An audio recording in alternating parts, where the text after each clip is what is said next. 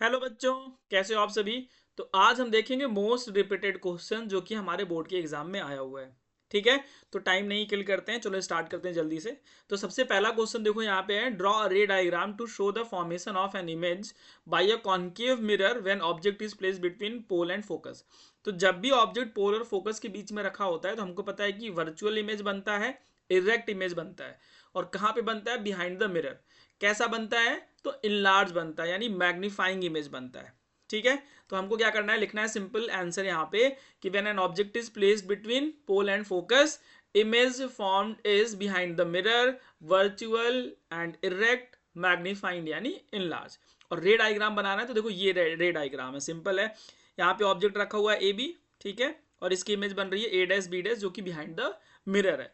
Simple है, हम लोगों ने सीखा हुआ है कि रे डायग्राम में हमें क्या करना है, केवल दो रेज बनानी है। एक को क्या करना है, पैरेलल टू प्रिंसिपल एक्सिस डाल दो, आफ्टर रिफ्लेक्शन वो फोकस से पास होगा, और दूसरा सेंटर ऑफ कर्वेचर के लॉन्ग डालो, तो वो भी क्या होगा, अपने पाथ को रिट्रेस करेगा। ठीक है, तो ये इसका इमेज बन गया, यानी रे डायग्राम बन गया। और ये थोड़ी सी थ्योरी लिख दी, हमें पूरा मार्क्स मिल जाना है हमें यहाँ पे। ठीक है, तो नेक्स्ट क्वेश्चन पे पढ़ते हैं। A convex lens has a focal length of 20 centimeter. At what distance from the lens should the object be placed so that it forms an inverted image of the same size? तो देखो same size image की बात कर रहा है, यानी किसकी same size, किससे लेके चलोगे, ऑब्जेक्ट से ही लेके चलोगे। तो कुछ नहीं करना है, यहाँ पे हमें अपना कॉन्सेप्ट याद रखना है कि जब ऑब्जेक्ट कहाँ पे रखा था, सेंटर ऑफ कर्वेचर पे, तो उसकी इमेज कहाँ बन रही थी, सेंटर ऑफ कर्वेचर पे ही बन रही थी, लेकिन इन्वर्टेड थी। ठीक है, ये तो मिरर के केस में था। अब ये लेंस है, तो लेंस में बोलोगे कि दो सेंटर ऑफ कर्वेचर होते हैं, C1 और C2। तो अगर ऑब्जेक्ट C1 पे रखा है तो इमेज कहाँ बनेगी, C2 पे बनेगी, सेम साइज का बनेगा। ठीक है, अब देखो इसमें फोकल लेंथ दिया हुआ है आपको 20 सेंटीमीटर।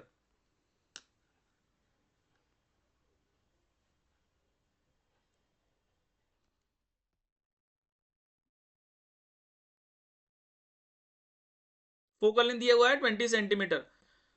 तो कुछ नहीं, थ्योरी हमको लिखनी है कि image is inverted end of the same size जो कि गिवन है हमको।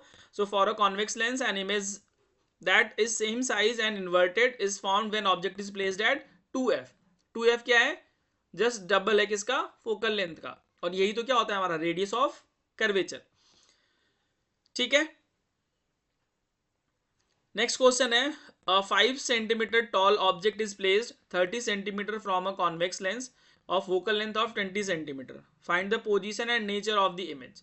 अब इसके लिए हमको देखो क्या क्या गिवन है, तो सबसे पहले हम यहाँ पे लिख दें गिवन। तो क्या क्या गिवन है हमको, एक ऑब्जेक्ट है जिसकी हाइट है, यानी हाइट ऑफ ऑब्जेक्ट कितनी है, 5 सेंटीमीटर। और क्या गिवन है हमको, object is placed 30 centimetre in front of a convex lens. तो कॉन्वेक्स लेंस हमको पता है कि इसमें फोकल लेंथ कैसा होता है, पॉजिटिव, क्योंकि हम एक्सेस, हमें पता है ना साइन कन्वेंशन, तो इधर की डिस्टेंसेस हम पॉजिटिव में मेजर करते हैं। तो फोकल लेंथ इसकी आपको पता है कितनी है, प्लस का 20 सेंटीमीटर।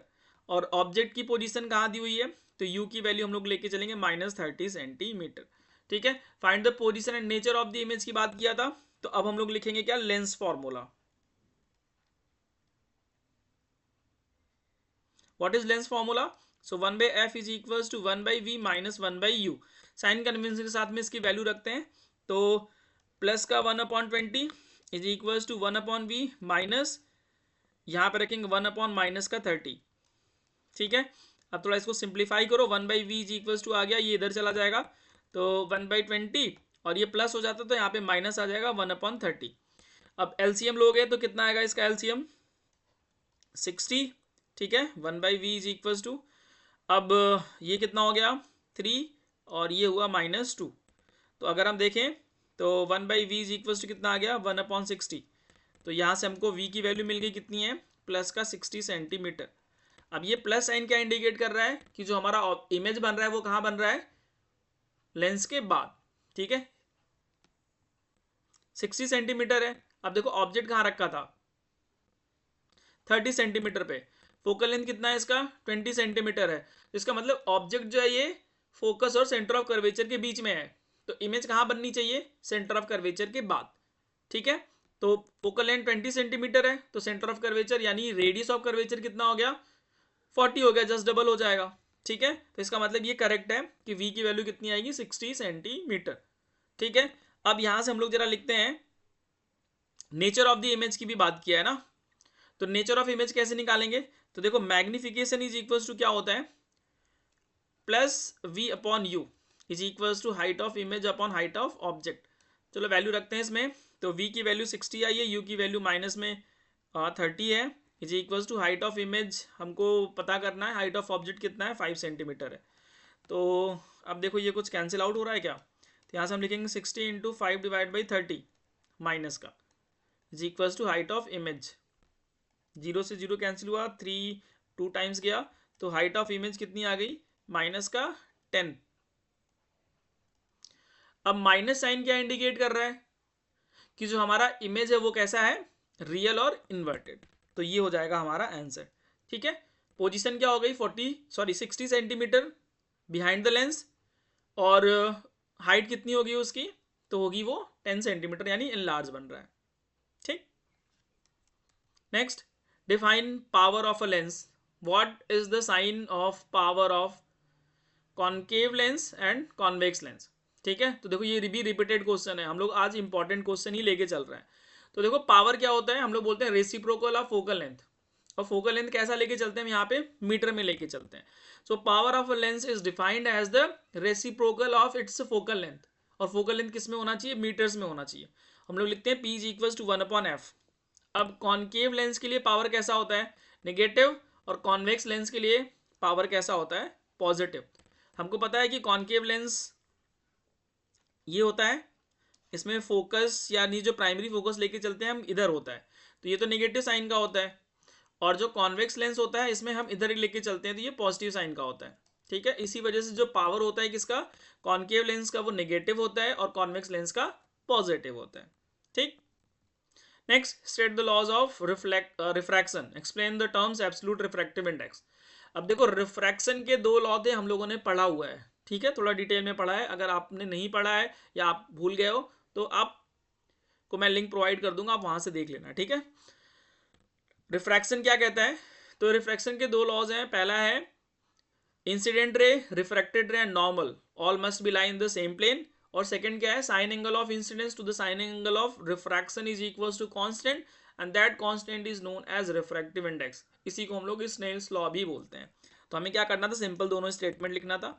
अब बात कर रहा है किसकी, एब्सोल्यूट रिफ्रैक्टिव इंडेक्स की। तो एब्सोल्यूट रिफ्रैक्टिव इंडेक्स क्या हो गया, देखो एब्सोल्यूट वैल्यू मतलब क्या है, हम किसी का भी रिफ्रैक्टिव इंडेक्स यानी रिफ्रैक्टिव इंडेक्स की बात कर रहे हैं with respect to vacuum. So the ratio of speed of light in vacuum to the speed of light in specific medium. ठीक है, ये हो गया हमारा एब्सोल्यूट रिफ्रैक्टिव इंडेक्स। एक टर्म हम यूज करते हैं रिलेटिव रिफ्रैक्टिव इंडेक्स, तो उसमें हम दो मीडियम की बात करते हैं, जैसे मान लो एक वाटर ले लिया और दूसरा हमने ग्लास ले लिया, तो ये रिलेटिव रिफ्रैक्टिव इंडेक्स मिलेगा। जब हम एब्सोल्यूट की बात करेंगे तो हम किसके रिस्पेक्ट में लेके चलेंगे, वैक्यूम यानी एयर के रिस्पेक्ट में लेके चलेंगे। हमने याद किया होगा कि जो म्यू एयर होता है उसकी वैल्यू कितनी होती है 1, जो म्यू वाटर होता है इसकी वैल्यू कितनी होती है 4/3, और जो म्यू ग्लास होता है इसकी वैल्यू होती है 3/2। ठीक है, तो ये याद रखना बहुत काम आता है। Next, why does a ray of light bend when it travel from one medium to another. 18 में पूछा गया था, फिर 24 में पूछा गया है। ठीक है, तो ऐसा क्यों होता है, just because in change in speed of different colours in medium. ठीक है, तो क्या लिखेंगे हम यहाँ पे, देखो आंसर हम लिखेंगे कि when light ray travels from one medium to another medium, so speed changes, that's why light ray bend from its original path. ठीक है, so when light ray travel from one medium to another it bend because of the speed of light. ठीक है, और speed कैसी हो रही है, change हो रही है। स्पीड क्या हो रही है, चेंज हो रही है, क्यों हो रही है, ड्यू टू रिफ्रैक्टिव इंडेक्स। अब डिफरेंट डिफरेंट कलर्स के लिए रिफ्रैक्टिव इंडेक्स भी अलग अलग होगा। ठीक है, so when a light ray travels from one medium to another it bends because its speed changes due to the differing optical densities for different colours. ठीक है, ये देखो लाइट रे आई यहां से, ये देखो रिफ्लेक्शन भी हुआ और रिफ्रैक्शन भी हुआ, लाइट मीडियम में भी क्रॉस करके चली गई। ठीक है, तो इसी फिनोमेनन को हम लोग बोलते हैं रिफ्रैक्शन, और ये क्यों होता है, क्योंकि स्पीड चेंज हो जाती है। A person is unable to see object clearly beyond 2 metre, so name the defect and the lens required for correction. अब देखो इंपॉर्टेंट है क्योंकि 14 में भी पूछा गया है, 17 में भी और 23rd में भी पूछा गया है। ठीक है, अब इसका हम लोग आंसर क्या लिखेंगे, तो क्या कह रहा है इसमें कि unable to see objects clearly beyond 2 metre, तो किस टाइप का ये डिजीज है, ये है मायोपिया। ठीक है, so a person who can not see object clearly beyond 2 metre is suffering from myopia, जिसको हम लोग बोलते हैं शॉर्ट साइटनेस। ठीक है, सो इन मायोपिया क्या होता है, जो इमेज बनता है वो रेटिना के पहले बन जाता है, यानी क्लियर इमेज नहीं बनता है। इमेज कहां बनेगा, रेटिना के पहले बन जाएगा। मायोपिया में इमेज रेटिना के पहले बनता है, हाइपरमेट्रोपिया में रेटिना के बाद में बनता है इमेज। ठीक है, तो अगर हम मायोपिया की बात कर रहे हैं तो इसमें इमेज कहां बनेगा, in front of the retina. ठीक, क्यों बनता है, due to excessive curvature of the eye lens और increase length of the eyeball. This defect is corrected by using a concave या डाइवर्जिंग लेंस।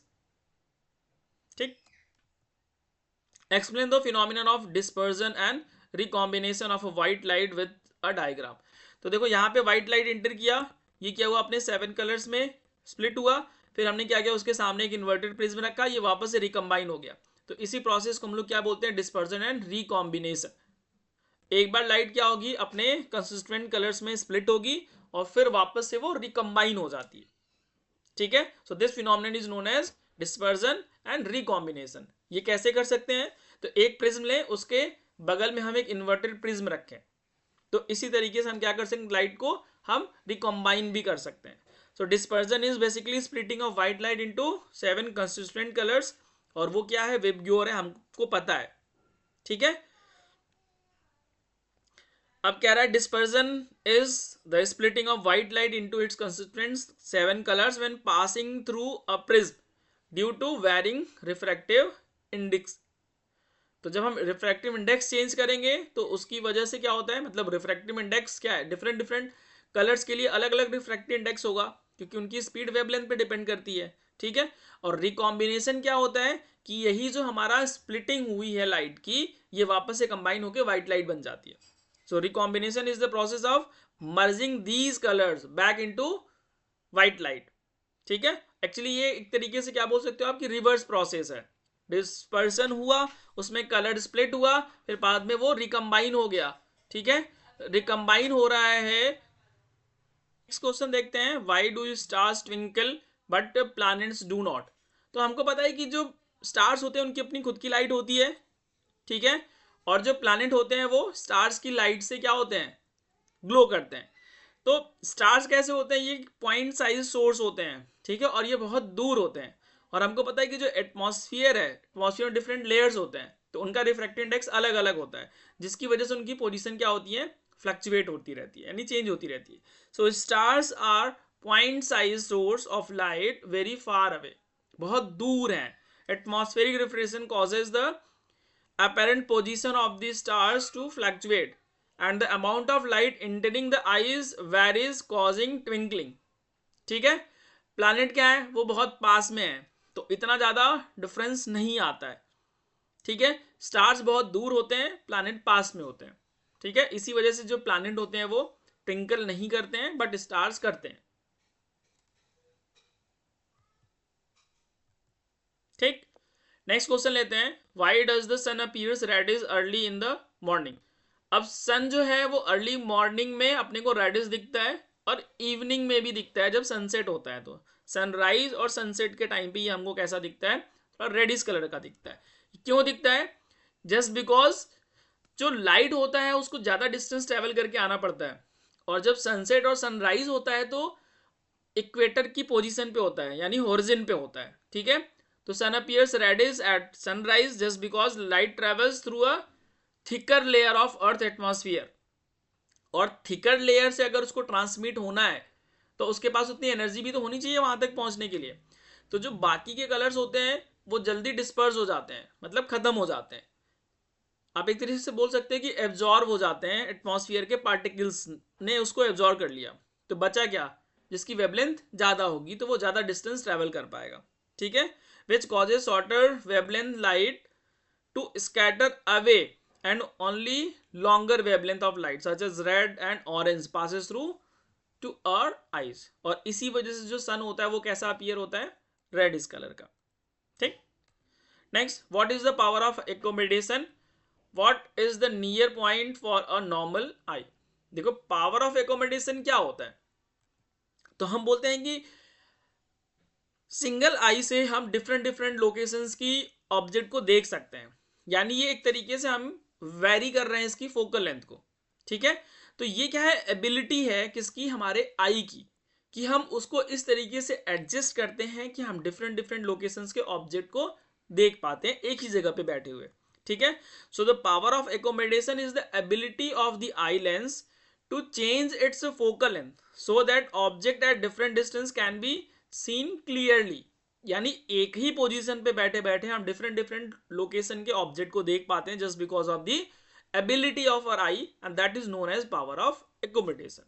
तो अगर हम बात करें एक नॉर्मल ह्यूमन बीइंग की यानी नॉर्मल आई की, तो वो कितनी डिस्टेंस है, 25 सेंटीमीटर, ये मिनिमम है नॉर्मल पॉइंट। अगर इसके बाद भी अगर हम अंदर आएंगे मतलब 15 सेंटीमीटर हम देख पाएंगे, बट उसमें क्या होगा, आई पे स्ट्रेस ज्यादा पड़ता है। तो नॉर्मल अगर हम बात करें तो नॉर्मल पॉइंट कितना या नियर पॉइंट कितना है for a normal human I, that is 25 centimetre.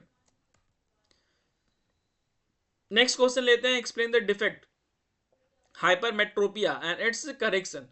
तो अभी हमने मायोपिया देखा था, तो मायोपिया में क्या होता है कि ऑब्जेक्ट जो है वो हम पास का, यानी हम बोल सकते हैं कि एक मिनिमम डिस्टेंस हमने सेट कर दिया, इसके बाद हम नहीं देख पाएंगे, ठीक है। तो इसमें अगर हम बोले तो ये क्या है, देखो फार साइटेड है, the person can see distant object clearly but can not see near objects, यानी पास का नहीं देख पाते हैं। नॉर्मली क्या होता है, जब हमारी एज ज्यादा हो जाती है, जैसे आपने अपने घर में देखा होगा दादा दादी लोगों को, तो वो क्या है, एक तरीके का ग्लास पहनते हैं जिसमें दो तरीके का लेंस लगा हुआ होता है, नीचे एक छोटा लेंस होता है सर्कल हाफ सर्कल का और बाकी एक लेंस है। तो ये क्या होता है, ये पास के ऑब्जेक्ट को देखने के लिए यूज करते हैं, ठीक है। तो हाइपरमेट्रोपिया में क्या होता है, पास का ऑब्जेक्ट हम नहीं देख पाते, दूर का ऑब्जेक्ट हम क्लियरली देख लेते हैं। और नॉर्मली ये किसमें होता है, एज्ड पर्सन में होता है, ठीक। अब कॉज क्या है इसका, focal length of the eye lens is too long and eye ball has become too small. अब हम कैसे करेक्ट कर सकते हैं, तो कॉन्वेक्स लेंस यूज करते हैं, ठीक है। कौन सा लेंस यूज करते हैं हम लोग, कॉन्वेक्स लेंस यूज करते हैं, और उसकी हेल्प से हम क्या कर सकते हैं, हम इस डिफेक्ट को करेक्ट कर सकते हैं। नेक्स्ट क्वेश्चन है, state Ohm's law, draw V I graph for a metallic conductor. देखो बहुत इंपॉर्टेंट है, 14, 16, 20, 23 ये फ्रिक्वेंटली पूछा जाता ही है, डायरेक्ट या न्यूमेरिकल के फॉर्म में। तो ओम्स लॉ का स्टेटमेंट क्या कहता है कि अगर किसी भी वायर में इलेक्ट्रिक करंट पास होता है तो वो इलेक्ट्रिक करंट पोटेंशियल डिफरेंस के डायरेक्टली प्रोपोर्शनल होता है। जब हम प्रोपोर्शनलिटी हटाते हैं तो वहां पे एक कांस्टेंट टर्म आ जाता है जिसको हम लोग बोलते हैं resistance. So Ohm's law state that the current flowing through a conductor is directly proportional to the potential difference across the end provided temperature remains constant, ठीक है। अब अगर हम इसका ग्राफ की बात करें तो फॉर अ मेटेलिक कंडक्टर ये हमेशा स्ट्रेट लाइन आता है, कैसा आएगा, स्ट्रेट लाइन। तो ये देखो हमने बोला यहाँ पे आई है और यहाँ पे वी है, तो ये किसको रिप्रेजेंट कर रहा है, ये है हमारा रेजिस्टेंस के लिए, ठीक है। तो ग्राफ कैसा आएगा इसका, हमेशा straight line. State Ohm's law and the factor affecting resistance. ये देखो 24 ना 19, 17 सब में पूछा गया है, बहुत इंपॉर्टेंट है। अब ओम्स लॉ का स्टेटमेंट तो हम लोगों ने अभी देखा था, ठीक है। अब हम बात करते हैं फैक्टर्स जिस पे ये रेजिस्टेंस हमारा डिपेंड करता है। तो 4 फैक्टर हैं, there are 4 factors. First one is length of the conductor directly proportional resistance. Second है cross sectional area inversely proportional resistance. Third है नेचर ऑफ द मटेरियल जिसको हम लोग रजिस्टिविटी भी बोलते हैं। फोर्थ है टेम्परेचर, ठीक है। तो हम लोगों ने एक फॉर्मूला भी देखा है, क्या है वो formula, R is equal to rho L upon A। तो रेजिस्टेंस लेंथ के डायरेक्टली प्रोपोर्शनल है, क्रॉस सेक्शनल एरिया के इनवर्सली प्रोपोर्शनल है, nature of the material resistivity, temperature के डायरेक्टली प्रोपोर्शनल होता है, ठीक है। कंबाइन किया तो R is equal to rho L upon A। तो ये है हमारा फॉर्मूला। ये फॉर्मूला भी इंपॉर्टेंट है, ये बहुत इंपॉर्टेंट टॉपिक है, याद रखना आप इसको। ठीक है, ओम्स लॉ, सर्किट डायग्राम और रेजिस्टेंस कौन कौन से फैक्टर पे डिपेंड कर रहा है, फ्रिक्वेंटली पूछा गया है question. Next, why are the coils of electric toaster and electric iron made of an alloy rather than a pure metal? देखो बहुत इंपॉर्टेंट है, ऐसा क्यों होता है? तो जस्ट बिकॉज कि उनका जो मेल्टिंग पॉइंट होता है, ठीक है, वो बढ़ जाता है। ठीक, so coils in an electric toaster and iron are made of the alloy like nichrome rather than the pure metal because alloy have higher electrical resistivity allowing them to produce more heat। अब उनकी मान लो resistivity कम हो जाएगी तो क्या होगा, कम heat produce करेंगे, but ये ऐसे डिवाइसेस हैं जहां पे हमको हीट ज्यादा जनरेट कराना पड़ता है। ठीक है क्या? नेक्स्ट क्वेश्चन लेते हैं, state joules law of heating, right it's mathematical expression. तो देखो जूल्स लॉ ऑफ हीटिंग क्या कहता है कि जो हीट होता है वो डायरेक्टली प्रोपोर्शनल होता है स्क्वायर ऑफ द करंट के, डायरेक्टली प्रोपोर्शनल होता है रेजिस्टेंस के, और डायरेक्टली प्रोपोर्शनल होता है टाइम के, जितने टाइम के लिए हम लोगों ने इलेक्ट्रिक करंट को पास कराया है। ठीक है, so the heat produced in a conductor due to flow of electric current is directly proportional to the square of current, directly proportional to the resistance of the conductor and time, जितने time के लिए ये flow किया है। ठीक है, और इसका जो मैथमेटिकल एक्सप्रेशन होता है वो होता है आई स्क्वायर आर टी। इंपॉर्टेंट है, इसको भी याद रखना। A bulb is rated to 20 volt 100 watt when it is operated on a 110 volt, what will be the power consumed? ठीक है, अब देखो इसको सॉल्व कैसे करेंगे, तो हम लोगों ने पावर का फॉर्मूला पढ़ा है V इंटू आई। ठीक है, और एक फॉर्मूला हमने पढ़ा है power is equal to V square divide by R, एक फॉर्मूला और हमने पढ़ा है is equal to I square R. तो देखो अब हम यहाँ पे कौन सा यूज करेंगे, हम यूज करेंगे ये वाला V square divide by R, और इससे रेजिस्टेंस की वैल्यू निकालते हैं। तो देखो पावर अपने को गिवन है यहाँ पे 100 is equal to 220 square divide by R, और आर की वैल्यू हम लोग निकाले तो यहाँ से कितना आ जाएगा, इसको 220 इंटू 220 डिवाइड बाई कितना कर दें 100, तो ये देखो कैंसिल आउट हो गया, आर इज इक्वल टू आ गया। ठीक है, अभी इसको एज इट इज रहने देते हैं। अब हम बात करते हैं कि जो न्यू पावर है वो कितना होगा जब हम इसको 110 पे ऑपरेट करेंगे, मतलब न्यू पावर कंज्यूम कितना होगा। तो हम कैसे लिखेंगे इसको, so power is equal to, अब देखो सप्लाई कितनी हो गई है 110, तो इंटू 110 डिवाइडेड बाई रेजिस्टेंस कितना हो जाएगा 22 इंटू 22। अब देखो ये कैंसिल आउट होगा। ठीक है, तो कितना बचा यहाँ पे, अगर हम 11 से कैंसिल करें इसको तो ये 10 ऊपर बचा, और ये हो गया 2, इसको भी करेंगे तो ये 10 और नीचे 2, तो ये कैंसिल आउट करो तो इसको ये आएगा 5, ये आएगा 5, तो कितना हो गया ये 25 वॉट। तो ये हो जाएगा हमारा आंसर। ठीक है, अब इसमें हमको स्टेप बाय स्टेप लिखना होगा। सबसे पहले हम लिखेंगे what power is equal to V square divide by R, now putting the value of V and R in this equation, sorry P and V in this equation। यहाँ से हम लोगों ने रेजिस्टेंस निकाला, फिर न्यू पावर कंज्यूम के लिए हम बात करेंगे तो जो भी हमारा वोल्टेज गिवन है उसकी वैल्यू रखी, रेजिस्टेंस की वैल्यू रखी और सॉल्व कर दिया, यहाँ से हमको पावर कंज्यूम मिल जाएगा। ठीक है, अब देखो ये 15, 19 और 23 में पूछा गया है, इंपॉर्टेंट क्वेश्चन है, याद रखना, मतलब इस तरीके का क्वेश्चन पूछा जाएगा आपसे। What do you why do two magnetic fields never intersect each other? Magnetic field lines intersect नहीं करते हैं, इसका रीजन बहुत बार डिस्कस किया गया है और बहुत फ्रिक्वेंटली पूछा भी जाता है। ये क्यों होता है, just because magnetic field lines कैसी क्वांटिटी होती है, वेक्टर क्वांटिटी होती है, और वेक्टर क्वांटिटी एक टाइम पे एक ही डायरेक्शन रखती है, तो जहां पे भी इंटरसेक्शन होगा वहां पे डिफरेंट डिफरेंट डायरेक्शंस आ जाएंगे जो कि वेक्टर क्वांटिटी के लिए पॉसिबल नहीं है।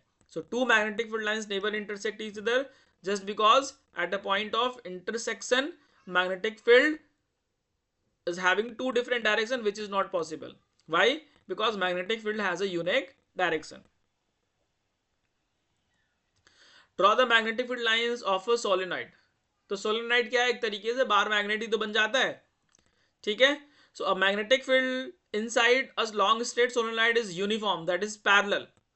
One end act as a north pole and another act as a south pole. अब देखो ये सिंपल डायग्राम है, हमें बस इस तरीके से डायग्राम बनाना है, ये स्टेटमेंट लिख देना है, हमको पूरे मार्क्स मिल जाने हैं। देखो ये प्लस माइनस है। अब देखो यहाँ पे क्या बन गया हमारा, ये नॉर्थ पोल और यहाँ पे south. Draw the magnetic field lines around a current carrying solenoid, list two ways to increase the strength of the field. तो अभी हम लोगों ने ड्रॉ किया ही था। अब देखो 15, 17, 20, 24, तो ये भी इंपॉर्टेंट है मैग्नेटिक फील्ड में, या हम बोल सकते हैं कि क्या, मैग्नेटिक इफेक्ट्स ऑफ करंट का बहुत इंपॉर्टेंट टॉपिक है ये, सोलेनॉइड और इलेक्ट्रोमैग्नेट। ठीक है, तो ये डायग्राम तो हम लोगों ने अभी देखा था। अब दो वेज कौन कौन से हो सकते हैं, अगर हम इसमें करंट की वैल्यू को बढ़ा दें तो क्या होगा, मैग्नेटिक फील्ड स्ट्रेंथ बढ़ जाएगी। अगर हम टर्न की वैल्यू को बढ़ा देंगे तो भी मैग्नेटिक फील्ड स्ट्रेंथ बढ़ जाएगी। So increasing the current flowing through the solenoid, हम क्या कर सकते हैं, स्ट्रेंथ को इंक्रीज कर सकते हैं। सेकंड क्या है, increasing the number of turns, तो नंबर ऑफ टर्न्स बढ़ा दें तो भी मैग्नेटिक फील्ड स्ट्रेंथ बढ़ जाएगी। अगर हम करंट की वैल्यू को इंक्रीज कर दें तो भी क्या होगा, मैग्नेटिक फील्ड की स्ट्रेंथ इंक्रीज कर सकते हैं। बहुत इंपॉर्टेंट टॉपिक है, मोस्ट इंपॉर्टेंट।